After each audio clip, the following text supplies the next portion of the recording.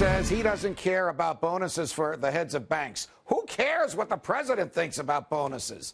The president. He runs the biggest Ponzi scheme, the most bankrupt entity, the least fruitful enterprise on the planet, called the federal government.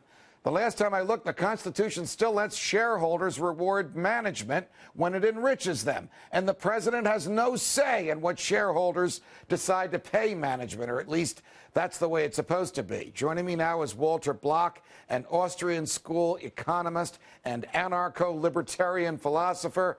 Professor Block is the Harold E. Wirth Eminent Scholar Chair in Economics and Professor of Economics at Loyola University in New Orleans, a happy place today, and Senior Fellow with the Ludwig von Mises Institute.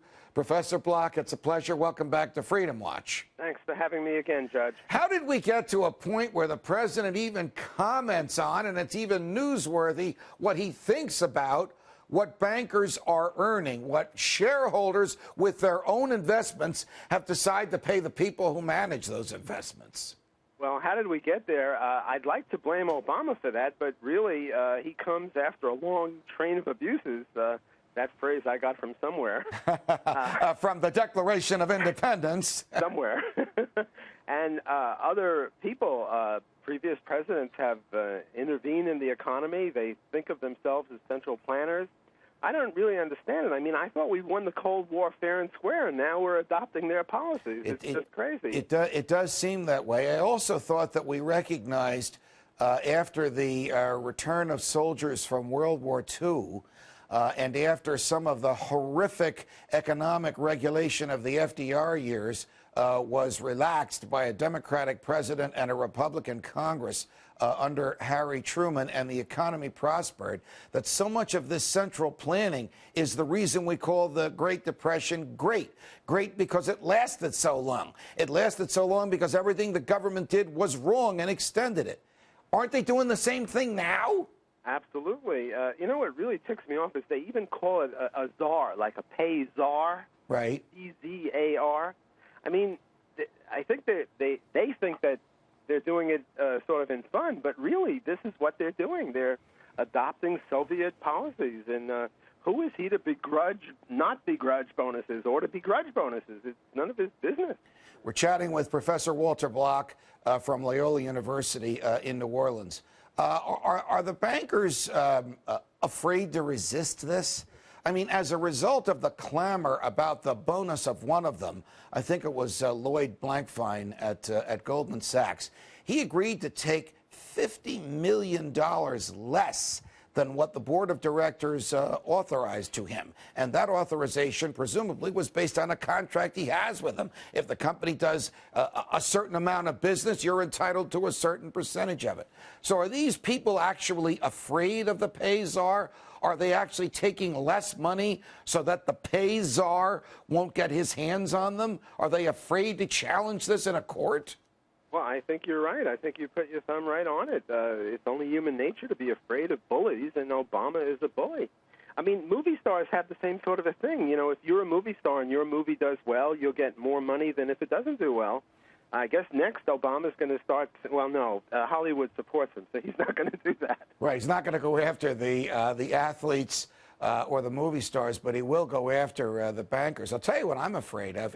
If people don't challenge these things in court, they will become commonplace. And when they become commonplace, we will expect as normal to want to hear the opinion of federal bureaucrats about the worth of certain executives to their corporations. And if that opinion is negative, the corporation will either be intimidated or the bureaucrat will be armed with some ostensibly lawful but clearly unconstitutional tools with which, as you say, to bully these people. This is the slow, steady march of a train, same train that Jefferson talked about, towards socialism. Somebody's got to stand up against it, Walter. Yes, well, Michael Milken did stand up against it. I think that the reason that people accept this is because they see CEO salaries getting out of hand. Right. And Mises made a very good point. Ludwig von Mises, the dean of the Austrian School of Economics, what he said was that first the government intervenes in area A, and then it causes problem B.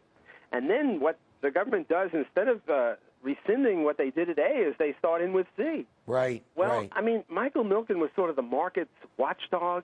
When CEO salaries got out of hand, that meant that stock values were depressed compared to what they would have been otherwise if the CEO wasn't hogging it all up. So he went in there and bought these artificially undervalued stocks and kicked out the bad guys, and in that way the market was working. Well, what happened to poor Michael? He went to jail for 10 years. Yes. Wow. So here, first the government stops the market's watchdog against this and says, well, you see, it's market failure.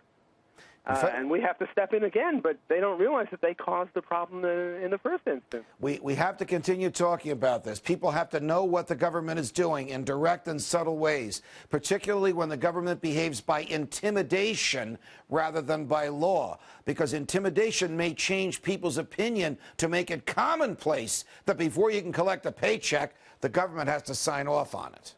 Yes, and then what happens is that people start doing it themselves. They say, well, Obama's going to come after me or the pay czar is going to come after me, so I'd better not rile them up in the first place. So you get this sort of self-control. Professor Walter Block, it's always a pleasure. Thanks for joining us. Thanks for having me again. You can catch today's show on foxnews.com/freedomwatch and on Sirius 145, XM 168, or online at foxnewstalk.com at 6 p.m. Eastern on Saturdays. From New York, defending freedom. Until the next time, stay free, America.